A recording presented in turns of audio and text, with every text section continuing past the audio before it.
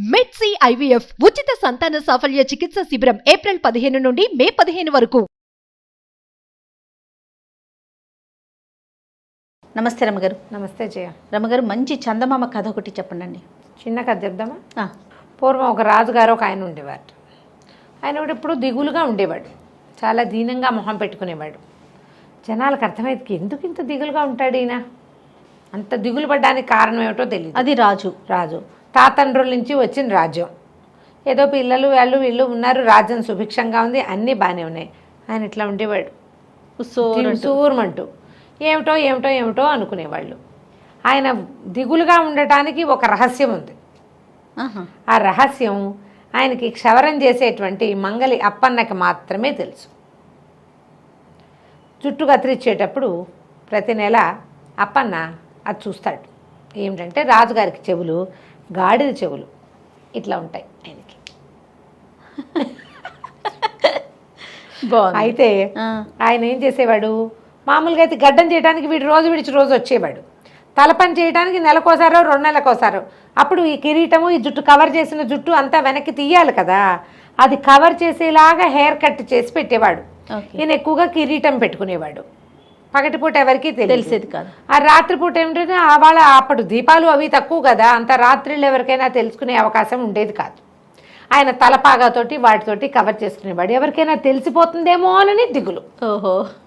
అయితే ఇలా కొద్ది రోజులు చాలా కాలం గడిచాక ఆయనకి ఏమనిపించిందంటే, ఎవరికి తెలుస్తుంది, ఊరికే నేను ఎందుకు దిగులు పడుతున్నాను, అక్కడి నుంచి వీళ్ళు ఈ పురోహితులు తర్వాత మంత్రులు, మీ దిగులుకి కారణం ఏమిటి, మీరు ఇలా మనసు బట్టి ఇదవటానికి ఏమిటి, ఎప్పుడు దిగులుగా ఎందుకుంటారు, మీ దిగులు ఏదో మాకు చెప్పండి అని అడుగుతూ ఉంటే, చెప్పండి అంటే వీడెవరికైనా చెప్తాడేమో అని ఒకరోజు ఏం చేశారు, వాడు జుట్టు కత్తిరించడానికి వచ్చినప్పుడు, అరే మా అప్పన్న, నా చెవులు గాడి చెవులని ఎవరికీ తెలియదు, ఎవరికైనా తెలిసింది ఏంటి అది నీకు, నువ్వు నీ వల్ల నీకే తెలుసు, నువ్వు నీ వల్లే బయటికి తెలియాలి, కాబట్టి ఎవరికైనా చెప్పేవో జాగ్రత్త, చంపేస్తాను అన్నాడు.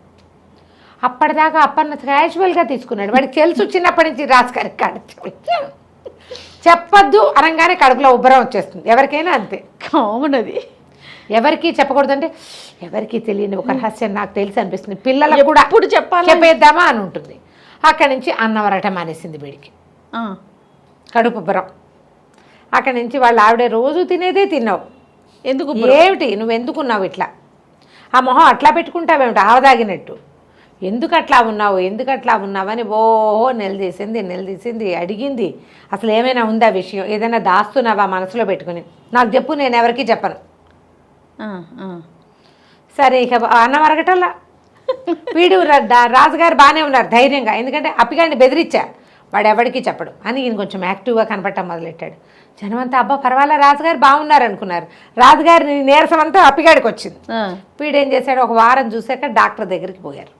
పోయేసరికల్లా డాక్టర్ అన్నాడు, ఏమిటి నాడైతే బాగానే ఉంది, నువ్వు తింటున్నవేవో మీ ఆవిడ లిస్టు చెప్తోంది, అవి అరక్కపోవటం అంటూ లేదు, నువ్వు తినే తిండి ఎంత, నువ్వు చేసే పని ఏమిటి, ఏదైనా రహస్యాన్ని తెలుసుకున్నావా, దాన్ని దాచిపెట్టావా, గుర్తించాడు అని అడిగాడు డాక్టర్. నీ మనసులో ఉంది, నీ సమస్య పొట్టలో లేదు, మనసులో ఉంది. రహస్యం అంటూ ఉంటే ఓ పని చేయి, ఎవరో ఒకళ్ళకి చెప్పేసి ఈ బాధ తీరిపోతుంది. అంటే ఎవరికి చెప్తానండి, ఎవరికైనా చెప్తే తలకాయ పోతుందండి అన్నాడు. నాకు చెప్పంటల్లా డాక్టర్, ఈ తలకాయ నొప్పి నాకెందుకని, మీ ఆవిడకి చెప్పబోయానండి. అయ్యో మా ఆవిడ సంగతి మీకేం చెప్పాలండి, టముకేసినట్టేనండి, దానికి చెప్పామంటే సాయంత్రానికల్లా నా పేక ఉత్తరించేస్తారు, నాతో పాటు దానికి కూడా పోతుంది, అది అసలు చెప్పకుండా ఉండటం అనేది దాని జీవిత చరిత్రలో లేదు. మా ఆయనకి కడుపుబ్బరామని ఇప్పుడు 1,00,000 మందికి చెప్పింది, కుదరదండి అన్నాడు. ఎవరో ఒకళ్ళకి చెప్పాలిరా నాయన, నీ జబ్బు ఇంకోలా తగ్గదు, చెప్పి తీరాల్సిందే, అంతే నీ సంగతి. సరే వీడు 10 రోజులు తిరిగాడు, ఇటు అయిపోయాడు. ఇంకా అన్నం సహించిన అన్నం అరగటల్లా, నిద్ర పట్టదు, చెప్పకూడదు, ఏ నిద్రలోనో వాగేస్తానేమోనని భయం, పెళ్ళాం వినేస్తుందని టెన్షన్. అందుకని అది నిద్రపోయేదాకా వీడు పడుకునేవాడు కాదు. ఇంకా నీరసం రాదు, ఓపిక లేని వాడికి నిద్రే ఆహారం. అవును, ఆ నిద్రపోకపోతే వాడికి మందు పనిచేయదు. ఇంకా సరే ఏం చేశాడు, రాజుగారికి పనిచేసి తిరిగి వస్తుంటే కొంచెం ఈ చల్లగాలి పోసుకుందామని వచ్చే దారిని కాకుండా అడవి దారి వైపుకి వెళ్ళాడు. వెళ్తే అడవి దారిలో ఒక పెద్ద బ్రహ్మాండమైన పుట్ట ఒకటి ఉంది. పాములు లేవు, చీమలు పెట్టిన పుట్టే. బోలుగా కనపడుతోంది. సరే ఏమనుకున్నాడు, ఎవరో ఒకరికి చెప్పేయాలంతే. చకచకా వెళ్ళి ఆ పుట్ట దగ్గర చప్పట్లు తట్టి చూశాడు, దాని నేలను తన్ని చూశాడు. ఏమీ పాములు లేవు, అన్ని వ్యాఖ్యాలు పోయినాయి. పాములు ఉండాలి, చీమలు పెట్టిన పుట్టలో పాములు ఉంటాయి, చీమలు లేవు, పాములు లేవు. ఆ పుట్టలో ఇట్లా మోహం పెట్టాడు పెద్దది, అది ఇట్లా హోల్సేలే ఉంటుంది కదా, పెట్టి రాజుగారి గాడి చెవులో, రాజుగారి గాడి చెవులో హోయ్ ఓహోయ్ ఓహోయ్ అని 5-6 సార్లు చెప్పేసి అమ్మయ్య అని ఒక పెద్ద తేన్పు వచ్చి ప్రశాంతంగా వెళ్ళిపోయాడు. బాగుపడ్డా. వాడికి ఏం అవ్వాల, ఇంకా బాగానే చెప్పేశాడు కదా. పుట్టలో అయిపోయింది. సంవత్సరంన్నర గడిచింది, 2 ఏళ్ళు కూడా గడిచాయి. రాజుగారు కులాసాగానే ఉన్నాడు, అప్పలకొండ కులాసాగానే ఉన్నారు. బాగుంది. అయితే ఏమైంది, తర్వాత సంవత్సరం మరుసటి సంవత్సరం బ్రహ్మాండమైన వానపడి, బాగా వానలు విపరీతంగా పడి ఈ మహావాల్మీకంలాగా ఉండే పుట్ట సాగపడికి పైగా కరిగిపోయి, ఆ పుట్టలోంచి దాని లోపల అడుగున ఎక్కడో ఉన్న వెదురు మొలిచి పెద్ద వెదురు చెట్టు అయింది. అది వెదుళ్ళ దగ్గరే పుట్టొచ్చింది. ఆ పెద్ద మొక్క చచ్చిపోయింది. ఈ వర్షం బాగా పడి పుట్ట నానిపోయి ఆ లోపల ఉన్న మొలక పెద్దదైపోయింది. వెదుళ్ళు సడన్గా వస్తాయిట, పెద్ద పెద్ద పెద్ద పొదగా అయింది. తర్వాత 2 ఏళ్ళు 3 ఏళ్ళకి రాజుగారు పెద్ద సభాభవనం ఒకటి కట్టించారు. అందులో సంగీత కచేరీలకి వీర చాలామంది పిలిచారు. పై ఊళ్ళ నుంచి కూడా ఎంతమందో వచ్చారు వాద్య కచేరీలకి. అక్కడలో ఒక సంగీత విద్వాంసుడు ఒక మంచి వేణునాదం వచ్చు ఆయనకి.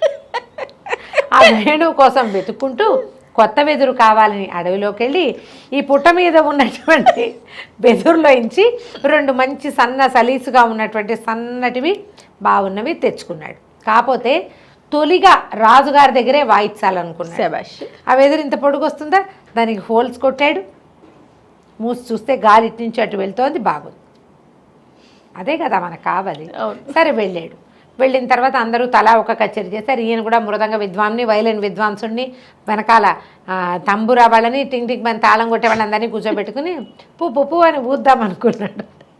ఊదేసరికి రాజుగారి చెవులు గాడి చెవులు అని వచ్చింది అందులో నుంచి.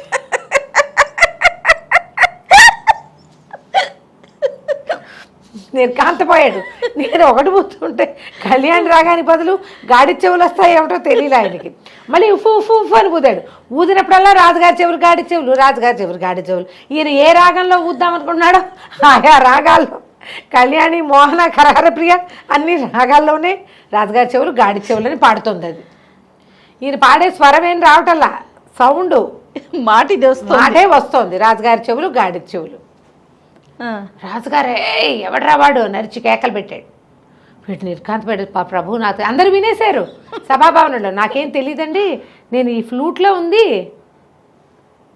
ఇది ఊతుండే, ఏది ఇటివు అని ఆయన లాక్కున్నాడు. నేను ఊతాను, నువ్వు దుర్మార్గుడివి అని పూ అని ఆయన ఊతాడు. ఆయన రాజుగారి చెవులు గాడి చెవులు అని వచ్చింది.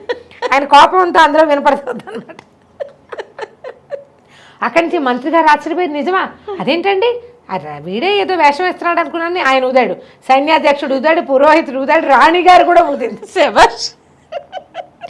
ఎవరు ఊదితే వాళ్ళ గొంతుతో, వాళ్ళ ఎక్స్ప్రెషన్తో రాజుగారి చెవులు గాడి చెవులు. బాగుంది. మూలగా నుంచి అప్పికొండ నిర్ఘాంతపోయాడు. అప్పుడు మరి ఏం చేస్తాడు అప్పలకొండ? నోరు మూసుకొని నుంచున్నాడు. ఏం చేయాలో తెలియలే.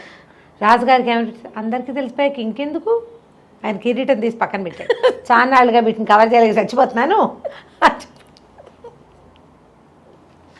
అప్పటికి 100 సార్లు రాజుగారి చెవులు గాడి చెవులు అని విన్నాక నిజంగా గాడి చెవులు చూస్తే, ఓ గాడి చెవులా అంటారు. గాడి చెవులు అని ఆశ్చర్యపోరు కదా.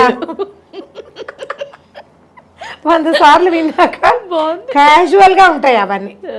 అందరూ ఆ మామూలుగా చూశారు. వినకపోతే ఒకసారి వింటే కొంచెం ఆశ్చర్యం, వినకపోతే బాగా ఆశ్చర్యం. విన్నాక కొంచెం బాగా వినేసాక ఏముండదు. అంతే. ఫస్ట్ టైం విన్నప్పుడే షాకింగ్. అంతే ఏ విషయమైనా అంతేగా. ఇంకా దీన్ని కవర్ చేయడం ఎందుకు, అప్పన్నా రేపొద్దున వచ్చి చెవుల మీద జుట్టు కత్తిరించారు, ఆ విసుగొస్తుంది జుట్టు భరించలేక అన్నాడు. మర్నాడు అప్పలకొండ వణుకుంటూ వచ్చాడు. రాజుగారు కులాసాగా ఉన్నారు. హాయిగా డిప్పకటింగ్ చేయించుకుని చక్కగా ప్రశాంతంగా గాడి చెవులను అందరికీ చూపిస్తూ తిరగడం మొదలుపెట్టారు.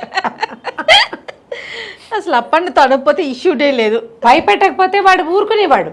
అతను క్యాజువల్ గా తీసుకుంటాడు. రాజుగారు అందరి చెవులు ఇలాగే ఉంటాయి, రాజుగారు అంటే ఆ మాత్రం చెవులు ఉండాలనుకునేవాడు పాపం. బెదిరిచ్చేసరికి వచ్చిందనమాట. కథ కంచికే మనం ఇంటికి. చాలా బాగుంది రమ్మగారు. నమస్తే.